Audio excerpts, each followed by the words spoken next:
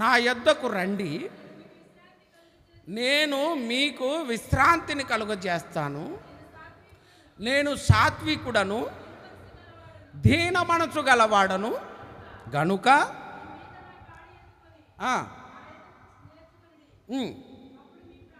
అదిగోండి అక్కడ ఏమని ఉంది? అప్పుడు ప్రాణం. అది గుర్తుపెట్టుకోండి. విశ్రాంతి దేనికి? చెప్పండి. విశ్రాంతి దేనికి? ప్రాణం.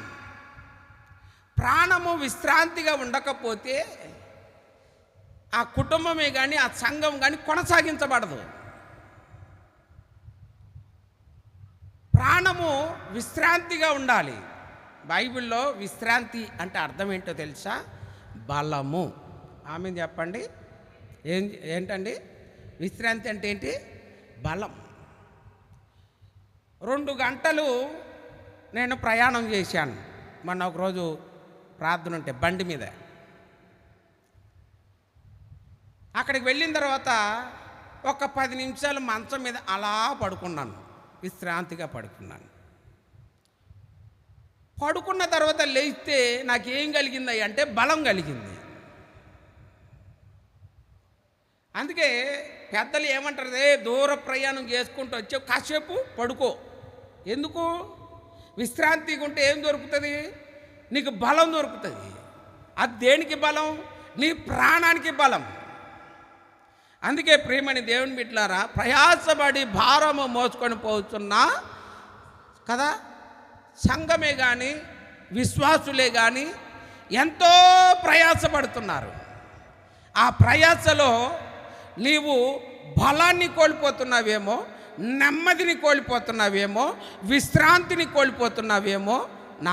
ఈ పగటి వేళ నా ప్రభు చెప్తున్న మాట ఏమిటంటే, నేను మీకు నా బలమును అనుగ్రహిస్తాను. ఆమేన్, హల్లెలూయా.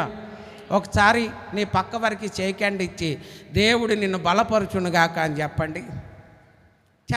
మీ పక్క వారికి చెప్పుకోండి, దేవుడు నిన్ను బలపరచునుగాక. ఆమేన్, హల్లెలూయా. నీ ప్రాణమునకు బలము కావాలి, నీ కుటుంబానికి బలము కావాలి, నీ వ్యాపారానికి బలము కావాలి, నీ ఉద్యోగానికి బలము కావాలి, నీ ఆర్థిక పరిస్థితికి బలము కావాలి. నీ అనారోగ్యాన్ని నువ్వు జయించాలంటే నీకు బలము కావాలి.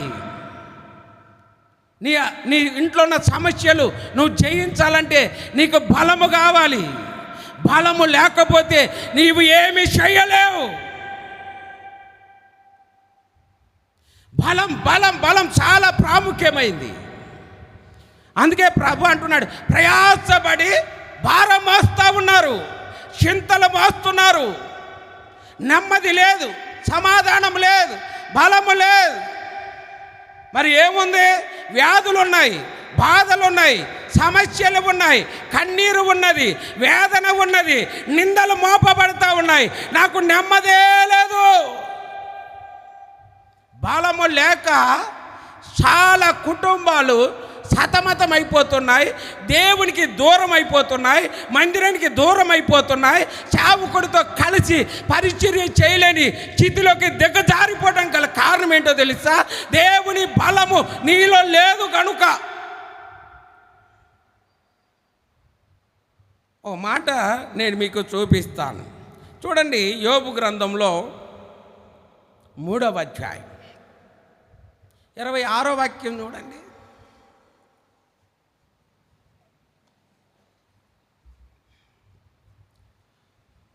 మూడు 26. నాకు నెమ్మది లేదు. ఏమండి? సుఖము లేదు. చూసారా? ఏముందట? శ్రమయే ఉన్నది. ఈరోజు కుటుంబాలలో ఇదే ఏలుబడి చేస్తుంది. ఏ ఇంట్లోకి వెళ్ళినా నెమ్మది కనబడట్లేదు, సమాధానం కనబడట్లేదు, ప్రేమ కనబడట్లేదు. మరేం కనపడుతుంది? శ్రమ శ్రమ శ్రమ. యోబు అంటున్నాడు, నాకు విశ్రాంతియే లేదు. కారణం దేనికంటే తనకు కలిగిన శ్రమలు అలాంటివి.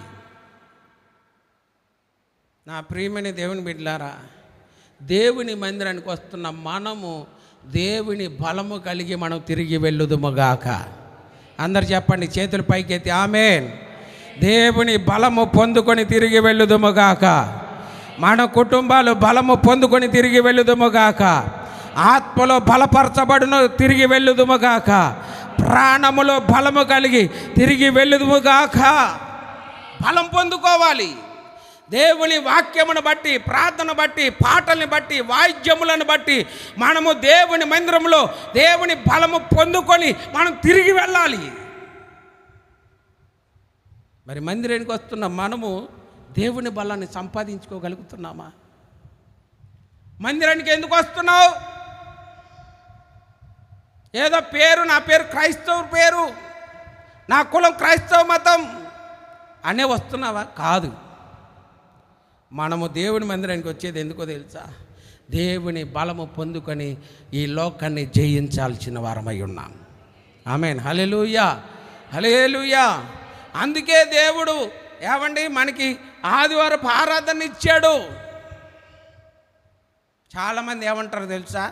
అయ్యగారు, ఒక ఆదివారం మందిరానికి వెళ్ళకపోయేసరికి నా మనసంతా ఏదోలాగా అయిపోయింది అయ్యగారు. ఏమైపోయిందమ్మా అంటే ఏదోలా అయిపోయింది అంటే అర్థం ఏంటి? ఏదో పోగొట్టుకున్నట్టు అయిపోయింది అయ్యగారు. ఈరోజు అనుభవం రావట్లేదు విశ్వాసులకి. పనుల భారమే ముఖ్యం. అందుకే ప్రియమైన దేవుని బిడ్డలారా, దేవుని బలము కావాలి. నేను మీకు విశ్రాంతిని, అది దేనికి? మీ ప్రాణమునకు. దేవునికి స్తోత్రం, హల్లెలూయా. ప్రాణము నెమ్మదిగా ఉండాలి. యోబు ఒక చోట ఏమంటాడు తెలుసా? నా మీద మోపబడుతున్న నిందలను బట్టి నేను చింతాక్రాంతుడనైతిని. హల్లెలూయా చెప్పండి. 55వ అధ్యాయం 3వ వాక్యంలో, కీర్తనల గ్రంథం 55 3వ వాక్యం.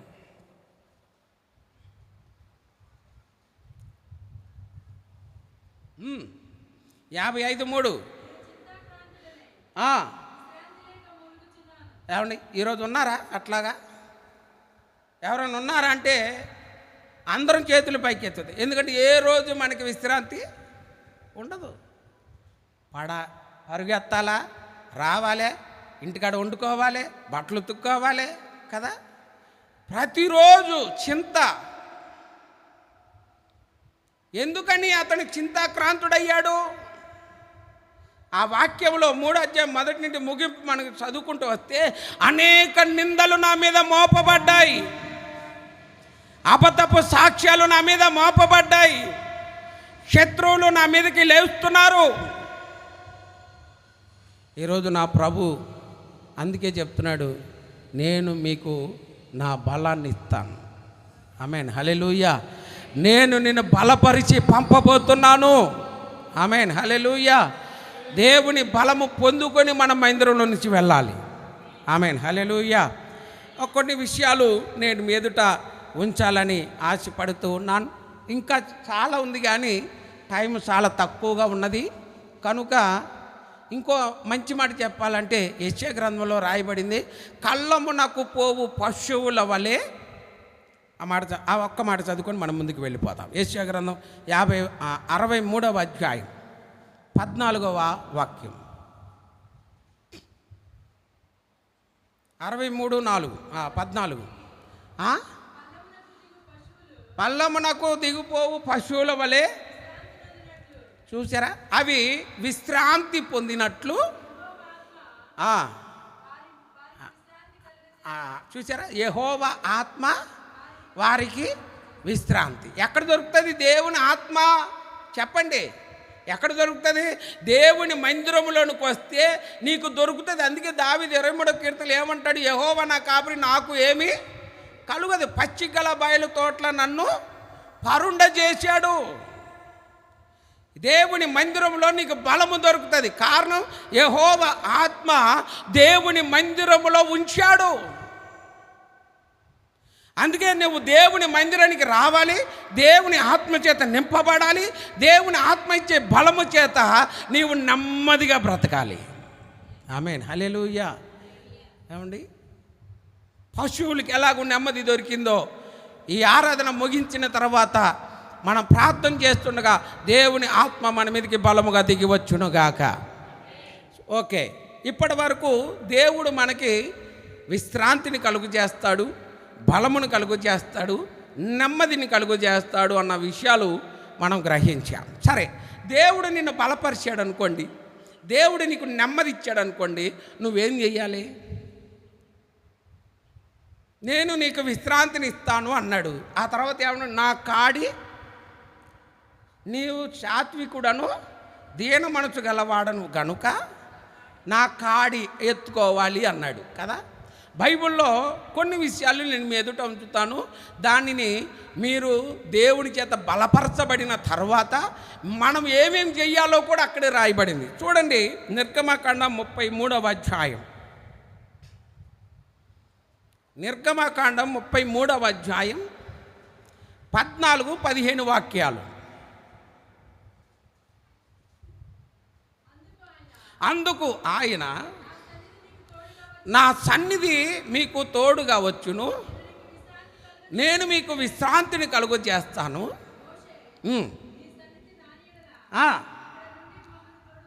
చూడండి, దేవుడు అంటున్నా, నా సన్నిధి నీకు తోడుగా వస్తుంది బాబు, నేను మిమ్మల్ని బలపరుస్తాను. అప్పుడు మోషే ఏమన్నాడు తెలుసా? నీ సన్నిధి ఒకవేళ మమ్మల్ని బలపరచకపోతే ఇక్కడ నుండి మమ్మల్ని బయటికి పోనీయకు. అసలు ఏం జరిగింది? 32వ అధ్యాయంలో మనం చూస్తే, అదే 32, 33 అధ్యాయాలు చదివితే, మోసే సినాయి కొండ మీదకి వెళ్ళాడు. కొండ దిగేసరికి ఏం జరుగుతూ ఉంది? ఒక దూడ బొమ్మను తయారు చేసుకున్నారు, విగ్రహారాధన చేస్తూ ఉన్నారు. వర్షవాయి తప్పిపోయి తండ్రి కొడుకు భార్య ఏమీ లేదు, అన్నీ తప్పిపోయి వారు పాపం చేస్తూ ఉంటే మోసేకి కోపం వచ్చి పలకలు విసిరేశాడు. పలకలు ఎప్పుడైతే విసిరేసాడో భూమి చీల్చబడింది.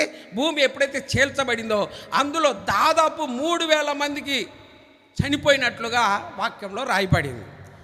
ఇది జరిగిన తర్వాత ఇక్కడ మోసే మాట్లాడుతున్నాడు, నీ సన్నిధి నాతో రాని ఎడల. ఎందుకన్నాడు ఈ మాట అంటే, దేవునికి కోపం వచ్చింది. దేవుడు అన్నాడు మోసేతో, నేను రాను, నాకు అవసరం లేదు ఈ ప్రజలు. వింటున్నారా? నాకు అవసరం లేదు ఈ ప్రజలు అని మోసేతో దేవుడు మాట్లాడుతుంటే మోసే అంటున్నాడు, అయ్యా అలా కాదయ్యా, నీ మనసు అట్లాంటిది కాదయ్యా, వారు ఎవరో తెలుసా? నీ పేరు పెట్టబడిన ప్రజలు, నువ్వు అంత కోపం తెచ్చుకోవద్దు. చూసారా, దేవుని బతులాడుకుంటున్నాడు. కానీ దేవుడికి మాత్రం కోపం బాగా ఉంది. ఎందుకో తెలుసా? అక్కడ పాపం ఎక్కువైపోయింది. ఆరాధన లేదు, స్తుతులు స్తోత్రాలు లేవు. ఒక దూడ బొమ్మను తయారు చేసుకుని ఇష్టమట్టినట్లు ప్రవర్తిస్తుంటే దేవుని కోపం విస్తవిడిగా పెరిగిపోయి అసలు మాట లెక్క చేయకుండా ఉంటే మోసేకి కోపం వచ్చి ఏమన్నాడు తెలుసా? సరే నీ ఇష్టం, నువ్వు కనాను దేశానికి పంపిస్తానని వాగ్దానం చేసావు కదా, ఇప్పుడే వీళ్ళని చంపేస్తావు నువ్వు. సరే చంపు, రేపు రాబోయే తరము నీ గురించి ఏమనుకోవాలి? నువ్వు అబద్ధికుడు అనుకోవాలా?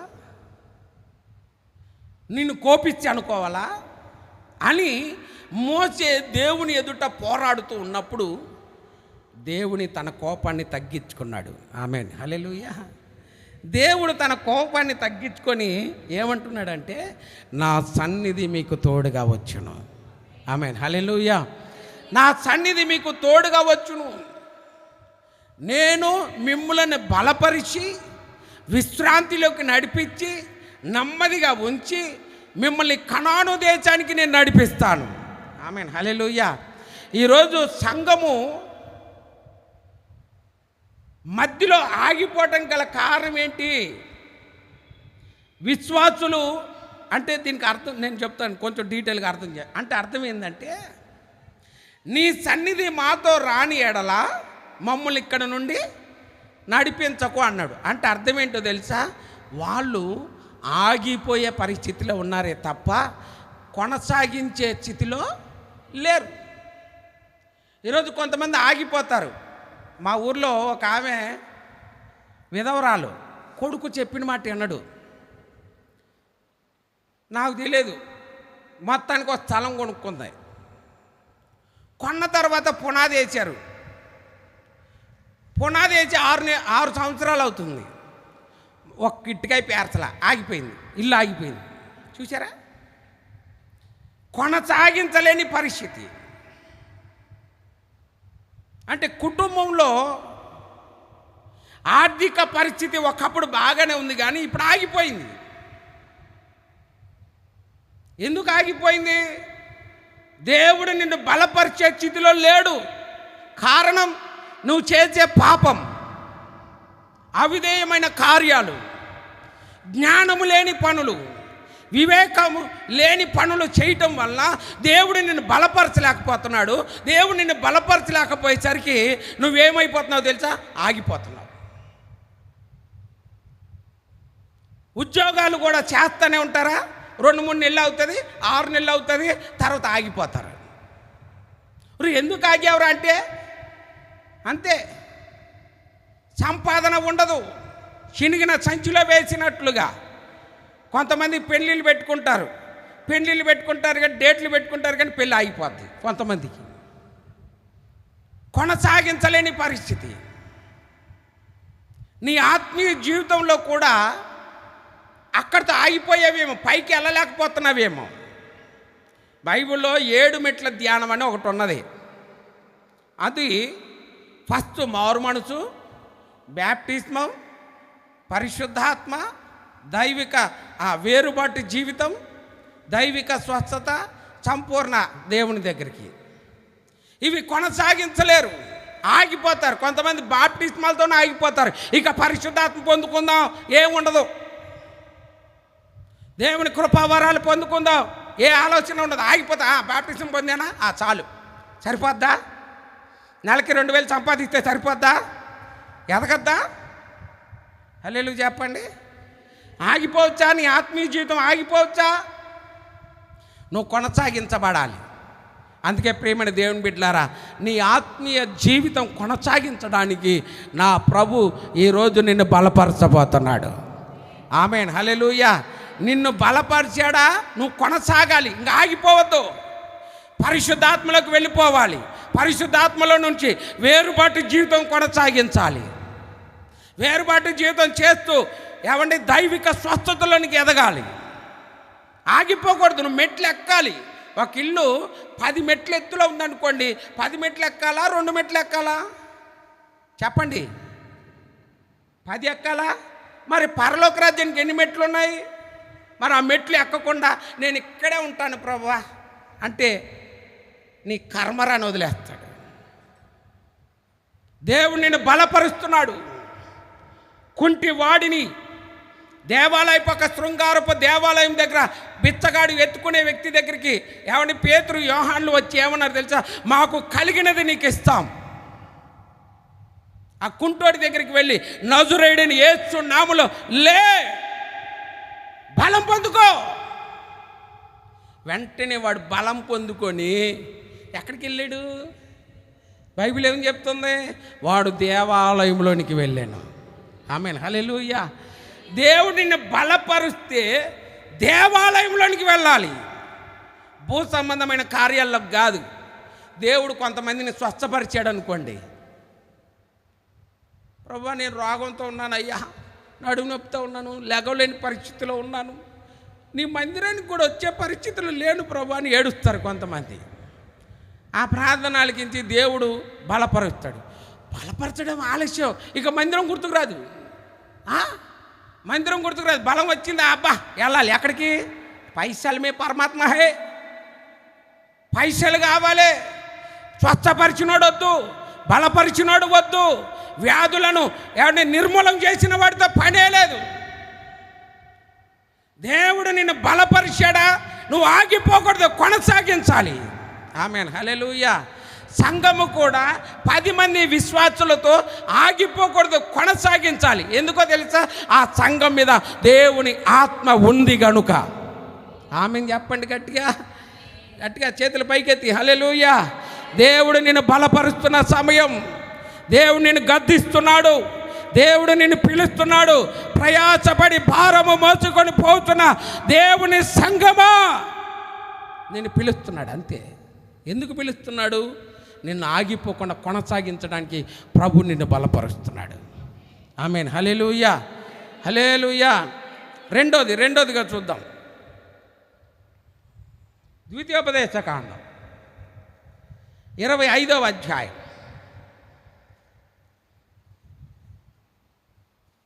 19వ వాక్యం.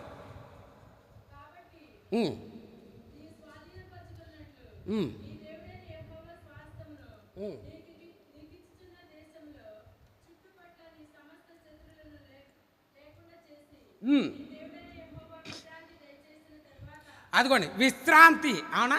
మన సబ్జెక్ట్ ఏంటి? విశ్రాంతి ఇచ్చిన తరువాత నువ్వేం చేయాలి?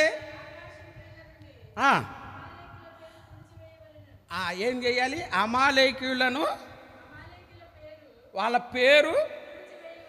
పేరే కాదు, ఆ జాతే ఉండకూడదు. చూసారా? తుడిచివేయాలట. దేవుడు నిన్ను బలపరిచాక అమాలేకీయులు లేకుండా చేసుకోవాలి. సౌలుతో దేవుడు ఏమని చెప్పాడంటే, దైవజనుడు ద్వారా, అబ్బాయ్ నువ్వు యుద్ధానికి వెళ్తావు, బాగానే ఉంది, నువ్వు అక్కడ ఏం చేసి రావాలి? మొత్తాన్ని నాశనం చేసి కాల్చి తుడిచివేయి. ఈ అయ్యగారు ఏం చేశారు? దైవజనుడు ఇంటికి వచ్చి చూసేసరికి ఆ ఇంట్లో ఏం వినబడుతున్నాయి? రంకెలు కదా. దేవుడు చెప్పేది ఒకటి, మనం చేసేది కదా. దేవుడు ఏమన్నాడు? అమాలేకులు పేరే లేకుండా నువ్వేం చేయాలి? తుడిచివేయాలి. అంటే అర్థం ఏంటో తెలుసా? అమాలేకీయులు అంటే అన్య స్వభావం. ఏంటిది చెప్పండి? ఏ స్వభావం? అన్యుల స్వభావం. అన్యులు కాదు, అన్యుల యొక్క స్వభావం. అన్యుల్ని ప్రేమించాలి, వారి స్వభావాల్ని మనం ద్వేషించాలి. అర్థమవుతుందండి? శత్రువులను ప్రేమించాలి, కానీ శత్రువులను ద్వేషించద్దు. వారిలో ఉన్న స్వభావాన్ని మనం ఏం చేయాలి? ద్వేషించాలి. చూడండి, ఆ మాట కూడా ఉంటుంది. సంఖ్యాకాండం 24వ అధ్యాయం 20వ వాక్యం.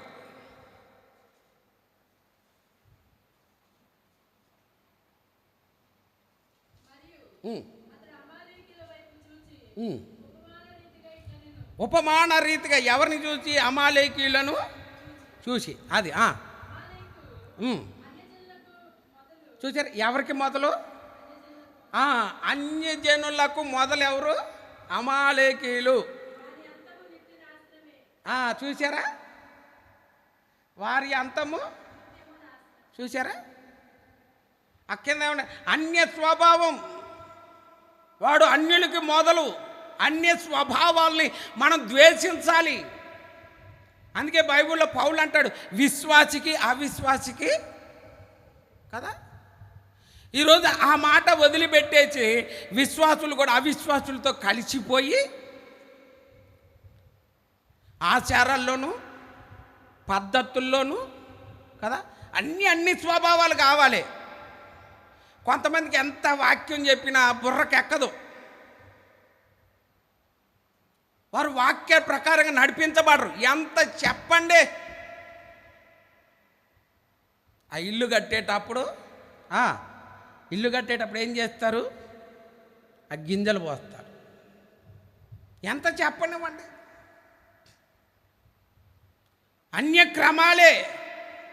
పెళ్ళిళ్ళు చేసేటప్పుడు కానీ, శుభకార్యాలు చేసేటప్పుడు కానీ, నువ్వు నలుగురు మధ్యలో సంచరించేటప్పుడే కానీ, అంటే కొంతమంది మందిరం వరకే భక్తిగా ఎదుగుతున్నారు కానీ బయటికి వెళ్ళేసరికి అన్యుల వలె మారిపోతున్నారు. అది ఎవరట? అమాలేకీయులు. దేవుడు నిన్ను బలపరిస్తే నీలో ఉన్న అన్య ఆచారాలు, అన్య స్వభావాలు నువ్వేం చేయాలి? చెప్పండి, ఏం చేయాలి? తుడిచివేయాలి. ఎందుకు నీలో ఇంకా అన్య స్వభావాలు పెట్టుకుంటావు? అన్య ఆచారాలు ఎందుకు నీకు? అన్య పద్ధతులు ఎందుకు? దేవుని బాధ పెట్టేవి, దేవుని యొక్క కోపాన్ని తీసుకొచ్చేవి, సేవకుని బాధ పెట్టే స్వభావాలు మనలో ఉండకూడదు. ఆమేన్. హల్లెలూయా చెప్పండి. హల్లెలూయా. చూడండి, పేతురు రాసిన మొదటి పత్రిక 4వ అధ్యాయం 3వ వాక్యం.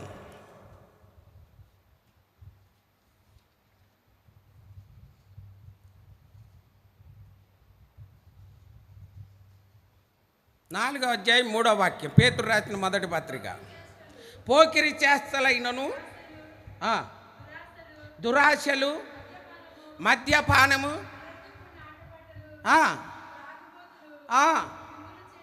అనకూడదని కాదు, కానీ చూడండి ఎట్లున్నాయో. ఇవన్నీ అన్యులకు ఇష్టము. అంతేనా? చదువు, ఆ మాట కూడా చదువు.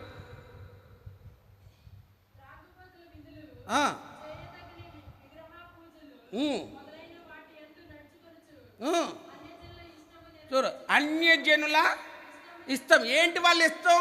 పోకిరి చేష్టలు, దురాశలు, వ్యభిచారము, మద్యపానీయము కదా.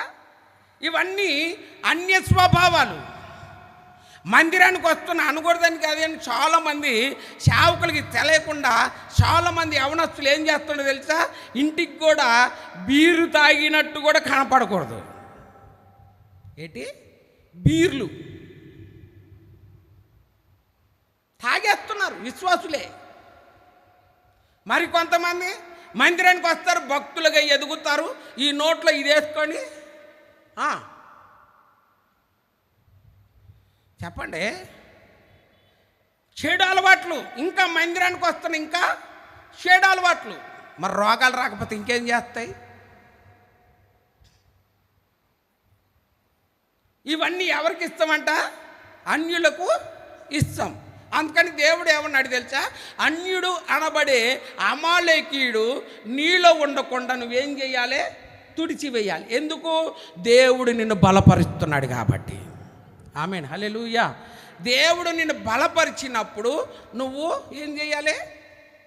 బలం లేనోడు ఒంటి మీద ఈగ కూడా దులుపుకోలేడండి. అర్థమవుతుందా? బలహీనుడు ఒంటి మీద ఈగ దులుపుకోలేడు. ఎవడైనా వచ్చి ఆ ఈగను దులిపితే తప్ప పోదు. కానీ నా దేవుడు ఈరోజు మందిరానికి వచ్చిన మిమ్మల్ని అందరినీ నా ప్రభు మిమ్మల్ని బలపరచునుగాక. ఆమేన్. హల్లెలూయా. మనలో ఉన్న చెడు, మనలో ఉన్న అన్యుల ఇష్టం, పోకిరి చేష్టలు, ఇంకా అనేకమైన కార్యాలను మనము తుడిచివేయుదుముగాక. ఆమేన్ చెప్పండి గట్టిగా. హల్లెలూయా. అర్థమవుతుందా? అన్యుల పళ్ళు పట పట పట పట పట కొరుకుతారు, ముక్కు మీదే కోపం కదా. ఇవన్నీ పోవాలి. అందుకే దేవుడు అంటున్నాడు, తుడిచివేయి, అది నీకు మంచిది కాదు. హల్లెలూయా. మూడోదిగా చూద్దాం. దేవుడు ఒక వ్యక్తిని బలపరిస్తే మనం ఏం చెయ్యాలో చూడండి. జెఫన్యా గ్రంథం 3వ అధ్యాయము 13వ వాక్యం.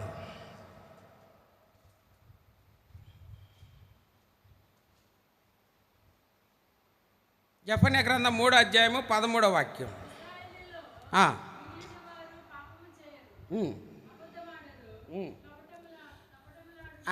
అది చాలా జాగ్రత్తగా మనం గమనించాలి. వారు అబద్ధము ఆడరు, వారు కపటపు మాటలు ఉండదు, వారు ఎవరికి అందుకే మన పాడతాం, నీ తోడు నాకుంటే అంతే చాలయ్యా, నీ బలము నాకుంటే భయమే లేదయ్యా కదా. వాడు ఎవరికి భయము లేకుండా, అదిగోండి, బలము గలవాడై, విశ్రాంతి గలవాడై అన్నపానములు పుచ్చుకుంటాడు. హల్లెలూయా చెప్పండి. వినండి, ఇక్కడ అన్నపానము అంటే అర్థం ఏంటో తెలుసా? ప్రభు యొక్క రక్తము, శరీరం. దేవుని యొక్క రక్తము, ఆ శరీరాన్ని మనం ప్రతి నెల మనం తీసుకుంటాం, భుజిస్తాం. భుజించేటప్పుడు ప్రభు నిన్ను బలపరుస్తున్నాడు కాబట్టి నువ్వేం చేయాలి? అబద్ధాలు ఆడకూడదు. రెండోది కపటపు మాటలు కదా, సంఘంలో ఇవి పోవాలి. ఏంటి? అబద్ధాలు. సంఘంలో ఎక్కువగా ఏలుబడి చేసేది ఏంటో తెలుసా? అబద్ధాలే. అన్నావు కదా అని అంటే, నేనెక్కడన్నా? కపటపు మాటలు. ఏమి గురించి వాళ్ళ దగ్గర, వాళ్ళ గురించి వీళ్ళ గురించి. నీకెందుకు, మనకెందుకు? అవసరమా చెప్పండి? అలా చెప్పి అలా చేసి మనం ఏం సాధించగలుగుతున్నాం? ప్రయోజనం ఏం లేదు. మనం ఏది విత్తుతామో అదే కోస్తాం. కపటపు మాటలు, అబద్ధాలు మనం విత్తరాదు. దేవుని యొక్క రక్తమును శరీరం పుచ్చుకునేటప్పుడు దేవుడు మనం బలపరుస్తున్నాడు కాబట్టి వాటిని మనం జయించాలి. ఆయన రక్తము శరీరంను తీసుకుంటున్నాం కాబట్టి పరిశుద్ధంగా మనం తీసుకోవాలి. ఇంకొక విషయం చెప్పనండి, బైబిల్లో ఈ మాట చెప్పాలి అని అంటే, ఇది కేవలం పరసంబంధమైన ఆ రక్తము శరీరం మాత్రమే కాదు, కానీ భూ సంబంధంగా కూడా ఏమండి, దేవుడు మనకిచ్చిన బలమును బట్టి సంపాదించుకోవాలి. ఆమేన్ చెప్పండి. హల్లెలూయా. చూడండి, తెస్సలోనికి రాసిన 2వ పత్రిక 3వ అధ్యాయం 10వ వాక్యం.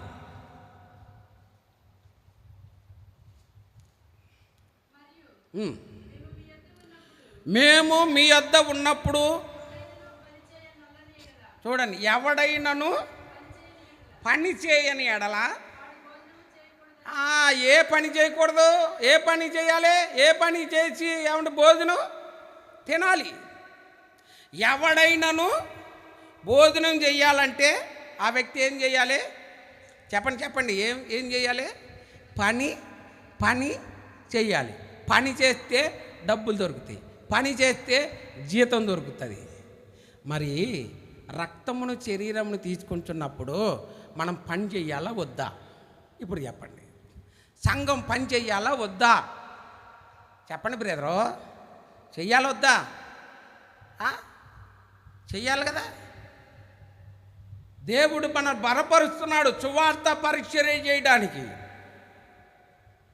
కాబట్టి మనము బలము పొందుకున్న వారమై ఎవ్వరికి భయపడకుండా మనం సువార్త ప్రకటించాలి. ఆమేన్ చెప్పండి. హల్లెలూయా. ఎవ్వరికి భయపడద్దు, ఏ వ్యక్తిని చూసి భయపడద్దు. త్రాగుబోతులైనా సరే, తిరుగుబోతులైనా సరే దేవుని వాక్యమును ధైర్యముగా బోధించాలి. మా సంఘంలో 2 భార్యాభర్తలు ఉన్నారు, ఈ మధ్యన రక్షింపబడ్డారు అనుకోండి. రోజు సాయంత్రం అయ్యేసరికి ఇట్లాంటి పెద్దవి 2 సీసాల కళ్ళు ఎదురుగా పెట్టుకుంటారు. కళ్ళు సీసాలు. భార్యాభర్తలు 2 పోటాపోటీగా తాగుతారు. తాగుతారు 2 తాగి గుద్దుకుంటారు. 2 మళ్ళా 2 గుద్దుకుంటారు. ఒకరోజు నేను పోయా, ఆ దారిలో కనిపిస్తుంటే ఆ బ్రదర్తో అన్నాను, బ్రదరు ఎందుకు ఈ తాగుడంతా? 2 కొట్టుకోవటం ఎందుకు, తిట్టుకోవటం ఎందుకు? నీ భార్య కొట్టుకొని మళ్ళీ ఇంకో చోటుకి వెళ్తాం ఎందుకు? నువ్వెందుకు ఇట్లా బాధపడతాం ఎందుకు? తాగుడంతా మానొచ్చు కదా అని అంటే, అయ్యగారు ఏం చెప్పాలి అయ్యగారు, మాకు బలహీనతలు ఎక్కువ ఉన్నాయండి అన్నాడు. ఒకరోజు ఏమండి ఆ వ్యక్తి దగ్గరికి మళ్ళా సమయం దొరికినప్పుడు ఆ వ్యక్తి దగ్గరికి వెళ్ళి, బ్రదర్ చక్కగా ఉండండి బ్రదర్ అని మళ్ళా చెప్పినప్పుడు అప్పుడు ఆ వ్యక్తి ఏమన్నాడు తెలుసా? మా కొరకు ప్రార్థన చేయండి అయ్యగారు అన్నారు. దేవునికి స్తోత్రం. హల్లెలూయా. ఎప్పుడైతే ఆ మాట అన్నాడో ఆ వ్యక్తి తాగిన వ్యక్తినే కౌగిలించుకొని అక్కడే దేవుడు నిన్ను దీవించునుగాక అన్నాను. తాగిన వ్యక్తినే కంపులో కూడా కౌగిలించుకొని ఆ దేవుడిని దీవించునుగాక అన్న. ఈరోజు ఆ కుటుంబం మందిరంలో స్థిరపరచబడింది. దేవుని పని చేయగలిగితేనే మనకి భోజనం. సువార్త పని చెయ్యాలి, మనం విసుక్కోకూడదు. యేసు ప్రభు అందుకే ఏమండి గొప్ప కార్యాలు చేయగలిగినాడు. మనం ఆయన చేసినది చేయకపోయినా కనీసం సంఘాన్ని బలపరుచుకోవాలి కదండి. దేవునిని బలపరుస్తున్నప్పుడు అన్నపానములు సంపాది ఈ లోకమందు కూడా ఏమండి అమెరికాలో అయితే 18 ఏళ్ళు రాగానే తల్లిదండ్రులు అన్నం పెడతాం మానేస్తారట. ఎందుకయ్యానంటే ఆ 18 ఏళ్ళకే వాళ్ళు సంపాదించుకొచ్చుకొని ఇంటికి వచ్చి ఆ డబ్బులు తల్లిదండ్రులకి ఇస్తే అంత అన్నం పెడతారట. ఇప్పుడు 30 ఏళ్ళు వచ్చినా కానీ ఇంటికాడ కూర్చొని చెడిపడి తినేవాళ్ళు ఎక్కువ ఉన్నారు. 30 ఏళ్ళు వచ్చినా తల్లిదండ్రుల మీదే భారం కలిగి తినేటోళ్ళు ఎక్కువ ఉన్నారు. పని చేయడం చేత కాదు, ఒళ్ళు బద్ధకం, దేవుడిచ్చిన బలాన్ని వ్యర్థం చేసుకుంటున్నారు. ప్రియమైన దేవుని బిడ్డలారా, దేవుని పని చేయండి, భూమి మీద పని చేయండి, చక్కగా దేవుని భోజనం తినండి, శారీరక భోజనం తినండి, దేవుని పని జరిగించండి. దేవుడు మిమ్మల్ని దీవించునుగాక. చివరికి ఒక్క మాట చెప్పి నేను ముగిస్తాను. ద్వితీయోపదేశ కాండం 12వ అధ్యాయం 10-11 వాక్యాలు.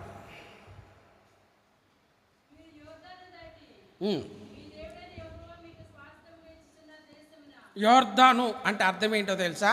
పాపపు జీవితం, మరణపు జీవితం. ఇంకా చెప్పాలంటే పాపం వలన వచ్చే జీతము మరణం. అదే యోర్దాన్ అంటే. యోర్దాన్లో ఏ మంచి ఉండదండి.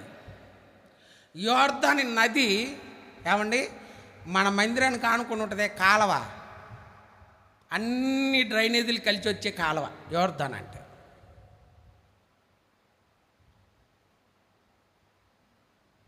అది దాటి చెప్పండి, చదవండి.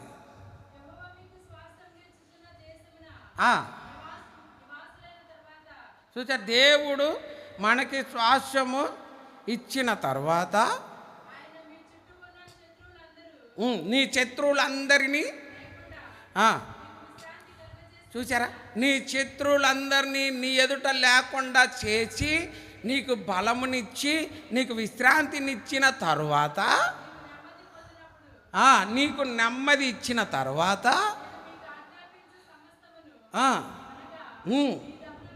నీ దహన బలులు, నీ బలులు, అయ్య బాబోయ్ ఏంటండి నీ దహన బలులు, నీ బలులు, హల్లెలూయా చెప్పండి. అబ్బా ఎన్ని బలులు ఉన్నాయో కదా, దహన బలి, నీ బలి, మళ్ళా దశంభాగం. చూడండి, మన వాళ్ళకి తెలిసింది ఏంటంటే కేవలం దశంభాగం ఇస్తే సరిపోద్ది. ఏమిస్తే సరిపోద్ది? దశంభాగం ఇస్తే అయ్యగారు నోరు మూసుకుంటారు కదా. నిజమే, అయ్యగారులు నోరు మూసుకుంటారు, కానీ దేవుడు నోరు మూసుకుంటాడా?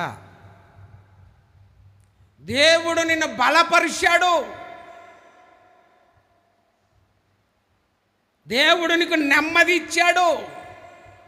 ఇచ్చిన తరువాత నీ శత్రువులందరినీ వెళ్ళగొట్టిన తరువాత ఏమని రాయబడింది? నీ దహన బలులు, నీ బలులు, నీ మొక్కుబడి బలులు, నీ దశమ భాగం ఎక్కడికి తీసుకొని రావాలి? ఎక్కడికి తీసుకురావాలి? దేవుడు నీకు స్వాస్యముగా ఇచ్చిన ఈ మందిరములోనికి నీవు తీసుకొని అంతే రావాలి, అంతే. అది ఎవరి బాధ్యత? బలము పొందుకున్న వాని బాధ్యత. ఆమెను చెప్పండి. కొంతమంది కుటుంబాల్లో ఉన్న సమస్యల వైపే చూస్తున్నారు, అది కరెక్ట్ కాదు, వాక్యానికి విరోధమైన పని. నీ బలులు, నీ దహన బలులు, నీ మొక్కుబడి బలులు కదా. కొంతమంది మొక్కుకుంటారు, నేను బాగుపడితే మందిరానికి ఇస్తాను. ఎప్పుడు ఇస్తావు? నాకున్నప్పుడు ఇస్తానండి కదా. మరి దేవుడు కూడా ఉన్నప్పుడు ఇస్తాడులే నీకు. ఇప్పుడెందుకు ఇవ్వాలి? ఇప్పుడెందుకు బలపరచాలి? ప్రియమైన దేవుని బిడ్డలారా, దేవుడు నీకు ఇచ్చిన ఈ మందిరం ఇది మీదే, మాది కాదు. ఈ స్వాస్థ్యం ఎవరిదే? విశ్వాసులదే. ఈ స్వాస్థ్యము దేవుడిచ్చాడు మీకు. ఈ మందిరాన్ని దేవుడు మీకు ఇచ్చాడు. మీరు కోరుకున్నారు, మాకు ఈ మందిరం కావాలి. మరి ఈ మందిరంలో కోరుకున్నావు, దేవుడు నీకు ఇచ్చాడు, నీకు స్వాస్థ్యముగా ఇచ్చాడు. ఏమంటే ఇప్పుడు ఈ మందిరంలోకి ఏం తీసుకొని రావాలి? తీసుకురావాల్సింది ఏమి తీసుకురారు, తీసుకురాకూడదు అన్నీ తీసుకొస్తారు. ఏంటో తెలుసా? చెప్పుడు మాటలు. ఈ చెవి ఎంత పనికిమాలిదంటే అంత పనికిమాలింది. వినవలసిన మాటలు వినదు, వినకూడని మాటలు వినేసి హృదయంలో భద్రపరుచుకొని అది మందిరంలోకి మోసుకొని వచ్చి ఇక్కడ విప్పుతారు. పొట్ట ఏమి విప్పినట్టు? మేడి పండు చూడము. వినేటప్పుడు మామూలుగా అది పొట్ట విప్పి చూస్తే అది విప్పుతారు మందిరంలో. ఏం విప్పాలి? నీ దహన బలులే, నీ మొక్కుబడి ఏది? ఎందుకు తీసుకొని రావాలి?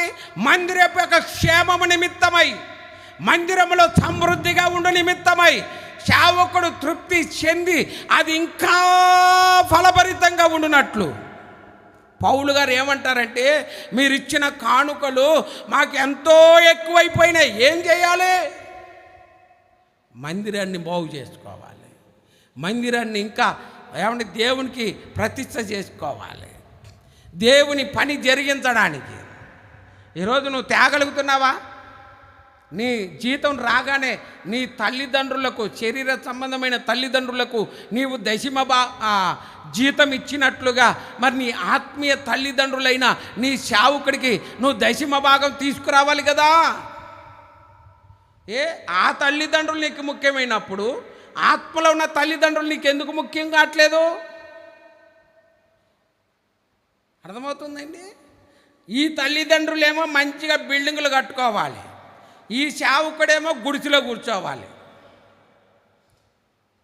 దేవుడు చెప్పిన పని మనం చేస్తే దేవుడు తప్పకుండా మనల్ని ఉన్నతమైన స్థాయిలోకి తీసుకొని వెళ్తాడు. ఆమేన్, హల్లెలూయా. దేవుని మందిరములోనికి నీవు అనుకున్నవన్నీ తీసుకొని రావాలి. కష్టమో నష్టమో, నాకు ఇప్పుడు కుదరదండి, నాకు బాగోలేదండి, ఇవన్నీ కుదరవు. నిన్ను ఎవడు అనుకోమన్నాడు? అన్న ఏమనుకుంది? నాకు ఒక్క కొడుకుని, ఆ ఒక్క కొడుకుని ఇచ్చేస్తానని. ఇచ్చిందా? ఇవ్వలేదా? చెప్పండి. మనం ఎందుకు ఇవ్వలేకపోతున్నాం? అందుకే ప్రియమైన దేవుని బిడ్డలారా, దేవుడు నిన్ను బలపరిస్తే నువ్వు తప్పకుండా, అంటే నీకు ఉద్యోగం ఇచ్చినా, నీకు తినడానికి 5,000 నీ నోట్లోకి వెళ్తున్నాయి అని అంటే అది దేవుడిచ్చిన నీకు బలం. కొంతమందికి 5,000 కూడా నోట్లోకి వెళ్తలేదండి. రోడ్డు మీద దిక్కుమాలి చావులు చేస్తున్నారు. మనకైతే దేవుడు ఉన్నతమైన సహాయం చేస్తూ ఉన్నాడు. ఆమేన్, హల్లెలూయా. కనుక మనం దేవుని పరిచర్య చేద్దాం, సంఘానికి ఆదరణగా ఉందాం, సంఘానికి దీవెనకరంగా ఉందాం. ప్రభు అంటున్నాడు, ప్రయాసపడి భారము మోసుకొని పోతున్నా దేవుని ప్రజలారా నా యొద్దకు రండి, నేను మీకు విశ్రాంతిని, బలమునిస్తాను. అది కేవలం బలం కాదు, నీ ప్రాణమునకు బలమునిస్తాను. ఆమేన్, హల్లెలూయా. నీ శరీరానికి బలమునిస్తాను, నీ ఆత్మకు బలమునిస్తాను, నీ ఉద్యోగాలకి దేవుడు బలమిస్తాడు, నీ సంపాదనకి బలమిస్తాడు, నీ ఆలోచనకి బలమునిస్తాడు, నీ మాటకి బలమునిస్తాడు. నువ్వేం చేయాలి? దేవుని పని జరిగించాలి. నువ్వు కొనసాగించబడాలి, ఆగిపోకూడదు. దేవుని మందిరానికి సమృద్ధిగా నీ వంతు నీవు సహకారం చేయాలి. దేవుడి కొద్ది మాటలు దీవించునుగాక. ఆమేన్. అందరూ లేచి నిలబడదామా? కొద్ది నిమిషాలు దేవుని సన్నిధిలో విరిగి నలిగిన మనసుతో మనం ప్రభు సన్నిధిలో ప్రార్థన చేద్దాం. ప్రభువా, నన్ను బలపరుచయ్యా, నన్ను బలపరచువాని యందు నేను సమస్తము చేయగలనని పౌలు గారు అన్నట్లుగా ఈరోజు నా ప్రాణమును బలపరచయ్యా. నేను నీ పని చేస్తాను, సువార్త పని చేస్తాను, మందిరపు పని చేస్తాను. చేతులు పైకెత్తి ఒక తీర్మానం చేసుకోవాలి. మోగోళ్ళకి వలె మనం ప్రార్థన చేయవద్దు. నీ మనసు తెరవబడాలి, నీ ఆలోచనలు తెరవబడాలి. నీ జీవితంలో నెమ్మది లేదేమో. యోబు గారు అంటున్నారు, నాకు విశ్రాంతే లేదు, నాకు సుఖము లేదు, నాకు నెమ్మది లేదు, నాకు శ్రమయే కలుగుతున్నది. ఈరోజు మీ జీవితాల్లో శ్రమలలో, నిందల్లో, అవమానాల్లో సతమతమైపోతున్నారా? నా దేవుని ప్రజలారా, ఈరోజు దేవుడు మీ కుటుంబాల్లో బలమును కలుగ చేయబోతున్నాడు, నెమ్మది కలుగ చేయబోతున్నాడు, సమాధానము కలుగ చేయబోతున్నాడు. ఉన్నతమైన సహాయము చేత దేవుడు నిన్ను బలపరచబోతున్నాడు. ఓ తీర్మానం చేసుకో, తీర్మానం చేసుకో. హల్లెలూయా, హల్లెలూయా, హల్లెలూయా, హల్లెలూయా. తీర్మానం చేసుకొని, ప్రభువా నన్ను బలపరిస్తే నేను ఏమైనా చేస్తానయ్యా.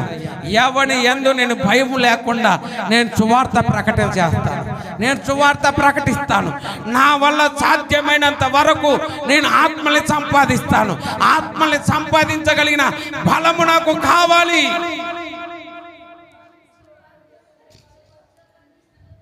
దేవుడు నిన్ను బలపరుస్తా. కళ్ళు మూసుకొని చక్కగా ప్రియమైన దేవుని బిడ్డలారా, ఓ తీర్మానం చేసుకో, నన్ను బలపరచయ్యా. నీ చదువు ఆగిపోతుందేమో, లేదు కొనసాగించబడుతుంది. నీ ఉద్యోగం ఆగిపోతుందేమో, లేదు కొనసాగించబోతున్నాడు. నీ పిల్లల భవిష్యత్తు విషయమై నువ్వు కలవరం చెందుతున్నావేమో, నా ప్రభు నడిపించబోతున్నాడు. చాలా మంది తల్లిదండ్రులు ఏడుస్తూ ఉన్నారు. పిల్లల విషయంలో, ఉద్యోగ విషయంలో, కుటుంబ సంపాదన విషయంలో చాలా మంది ఏడుస్తున్నారు. ఆగిపోతున్నాయి. నా ప్రభు నిన్ను బలపరచబోతున్నాడు. దేవుని బిడ్డ, ఈరోజు నీ ప్రాణములకు నెమ్మది కలగబోతున్నది. దేవుని ఆత్మ నీ మీదకి బలముగా దిగి రాబోతున్నది. యెహోవా ఆత్మ వారికి విశ్రాంతిని కలుగజేసినట్లుగా ఈరోజు దేవుని ఆత్మ నీ మనసుకు, నీ శరీరమునకు, నీ ప్రాణమునకు విశ్రాంతి కలుగబోతున్నది. హల్లెలూయా.